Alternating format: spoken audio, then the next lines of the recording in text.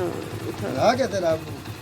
एक पकड़ा जरा बेटा मतलब ग्लव भी है ना ये पकड़ इमे ये जे बाकी का ना तो ऐन नाल हुए कने ये हरे फिर ना तैनात बाजी नहीं होता है साफ ही है बाजी तैनात होनी साफ है ये दूसरे भाई उनकी है हां मुबारक हो मेहरबानी शुक्रिया अदा करो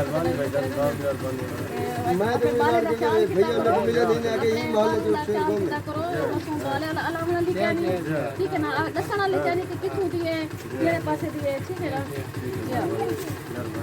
पहले से घर जाए ये हो बाकी कपड़े पे मैंने ये मस्जिद के जो ऐलान वो करवाते